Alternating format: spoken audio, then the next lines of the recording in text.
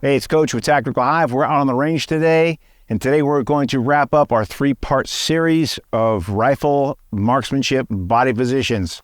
We're going to end up with the standing body position, and we're going to go over two different types for the NRA type marksmanship and more combat positions right after this.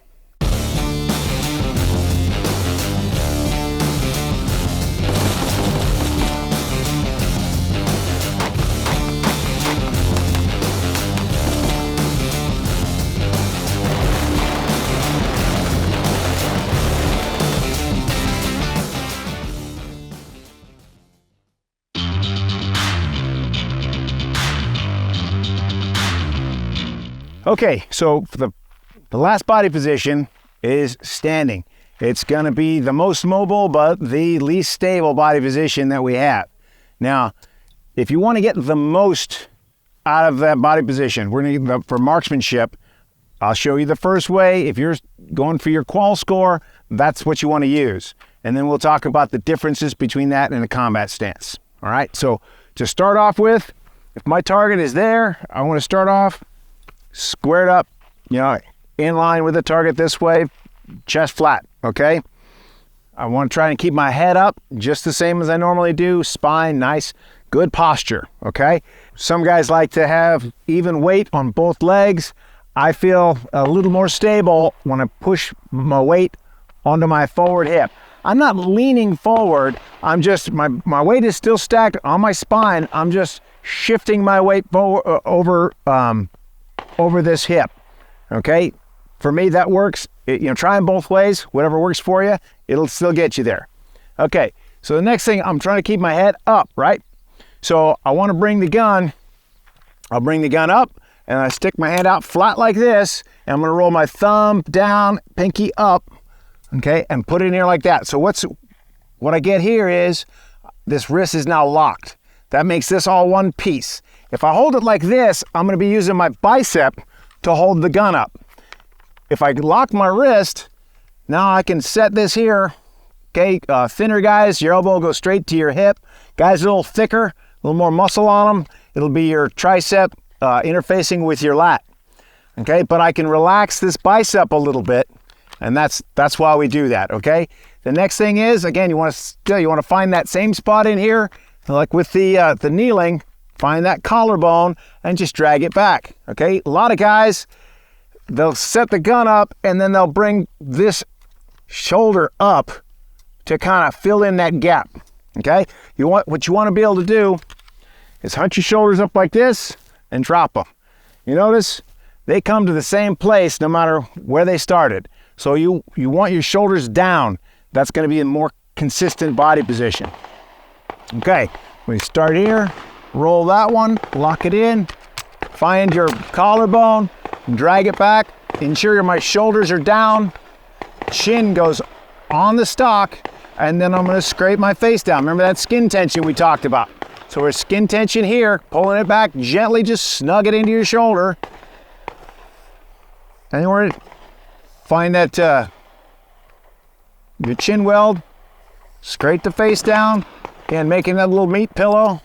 Taking the skin tension out, okay? Now, I'm gonna do the same thing for my natural point of aim. So I'm gonna look at my target, kind of aim at it. I'm gonna close my eyes, breathe in, breathe out, open my eyes. Okay, now, nobody can hold this perfectly still, but I'm way off to the left from my target. So in order to get there, I can either move my front or my rear foot. I'll move my rear foot back a little bit, which will bring me around. Okay, then I'm going to check it again. Close my eyes, breathe in, breathe out. All right, we're dead on. Okay, now once I have my natural point of aim, I can break my stance and I'll come here and just cradle up. Okay, so when we're doing this, the qual course ends with 10 rounds in 10 minutes. So we shoot one. We build one body position, we shoot it, and we break it down again. All right, so I'm gonna start here, shift around, start feeling good. All right, now I'm gonna go into this. Set it up. If you set it up the same way every time, chances are you'll get the same results or closer to it. And again, like I said, no one can hold these sights perfectly still on that on the target. So you want to control the wobble just a little bit. But you don't want to be up there for more than, say, 15, 20 seconds tops, because you're just going to fatigue. Okay, so we get up here, build it the same way. Finger off safe, finger on, or weapon off safe, finger on the trigger, breathe in, breathe out.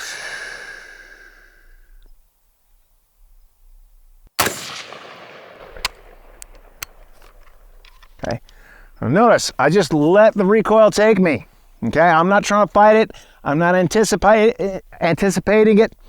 I'm just gonna watch that front side as it dances around on the target, and then I'm just gonna add pressure to the trigger and try, to keep that wobble to a minimum right over the target. Okay, and go again. I'm gonna build it the same way. So I start here, rock it in, find that collarbone, drag it back, chin.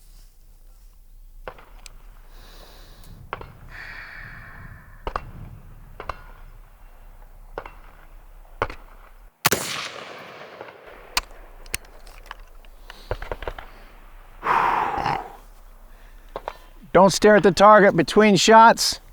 You're just gonna bring your head back, square everything away. As long as you don't move your feet, your natural point of aim will stay the same. Okay, you're not gonna ruin it. Okay, last shot.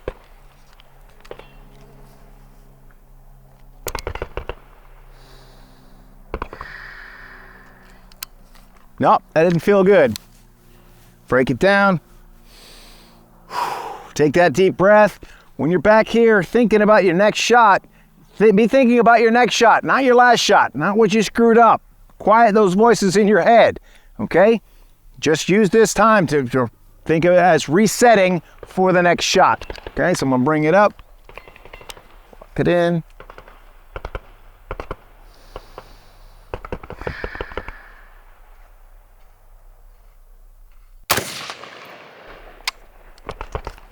Okay. Okay, so that's marksmanship stance. Would you ever use this in combat? Maybe. If you've got a target that's out past 200 yards and you're in let's say there's a wall or something that you can't get prone, you can't support off it, you might have to stand there, and at least you can menace him if you can't actually hit him, but you can get a good shot on him if you practice, okay? We regularly do this out on man-sized targets out to 400 yards. With iron sights, so it's possible you spend a little time on it. So some common mistakes that we see when you're doing this for the marksmanship. So with the prone and kneeling, your shoulders kind of forward, right? So when we go into standing, our shoulders back. All right. So some guys, and it depends on your body geometry, some guys no problem, they don't have to adjust this. If you find that everything lines up, but you're having to fill in this spot with your shoulder by pushing it forward, then extend that stock just a little bit more, okay? And that's gonna help you, that's gonna help fill in that gap, because you really want to have your head up and your shoulders down. If you can do that, then you're not using muscle, okay? Using muscle, we don't want to use it. We want to use as little muscle as possible, and of course we still got to spend a little energy standing up in this body position. But if you can keep everything kind of locked down as much as possible, so my shoulders are down, I'm not holding them up, because that's going to cause variability, right? And it's going to fatigue you. All right, so this is where you want to be. Okay, now shoulders are down, heads up. A lot of times, guys, they'll let this stock creep out here on your shoulder a little bit. So now, in order to get my head behind the sights, what do I got to do? I got to lay my head over like this, okay? So the more you lay your head over, the less natural that is. Most people like to walk around with their head straight up and down, right? So if I'm out here laying my head over, next thing you know, other things start creeping in, and you start using other muscles, okay? So to fix that one, just make sure you're getting this stock on the collarbone and then dragging it back into that pocket. You'll feel it, okay? And the last one that we see a lot of, so everything's lined up, you're all good. We'll get here, and then you're off safe, you breathe in, you breathe out, and then you go. Okay, that's anticipating the shot. I know that recoil's coming, so you kind of do one of these. Okay, we don't want to do that. Just let the recoil happen. Okay, so the difference between those is here.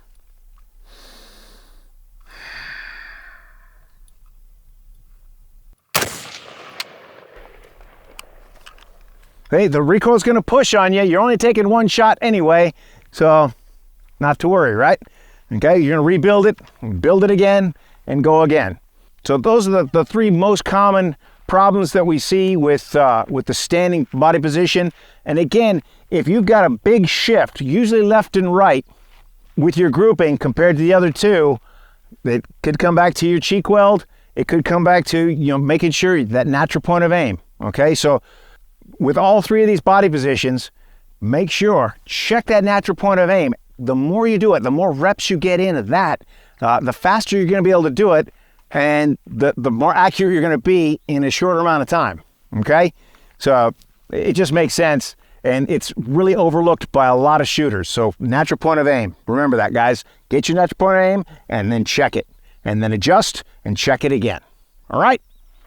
Now the difference between that marksmanship stance and combat stance is a combat stance is real similar to what we do with a pistol. You're going to square up, slightly staggered, chest square, so that you're mobile and you're presenting your plates. Okay? I'm going to keep my head up. And so from a high ready or a low ready, doesn't really matter. From here, we'll go with high ready right now. Okay, my head is up. Okay, my thumb, it lives on top of that safety. So I'm here, I'm looking through the barrel at where my target's gonna be, where my target is, okay, and keeping my head up. I'm now gonna bring the stock up to my cheek. As I do that, as soon as the muzzle is level, I'm sweeping my thumb down and coming off safe. And then my finger can go on the trigger and I can take my shot. Okay, so I'm gonna just bring it up. I'm gonna bring it up here, touching my cheek first, off safe, and I'm going to drag it back into my shoulder, just straight back. And I'm going to add pressure to that trigger. Okay.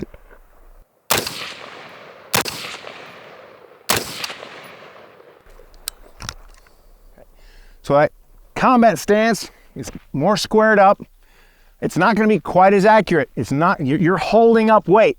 So if you're shooting a target out to 200 yards, you can still hit them in a combat stance. It works better for 200 and in though. Okay? So that's the difference. Yeah, this one, it's viable for combat, but it's mostly so you can get the most out of the accuracy potential, if you will, out of your M4. Okay? And then combat, we can go into more combat shooting in other videos. I just want to show you the difference between those two. All right, if you like this content, like, subscribe, hit that bell notification, and leave some comments. I want to know if this works for you. All right? See you on the range.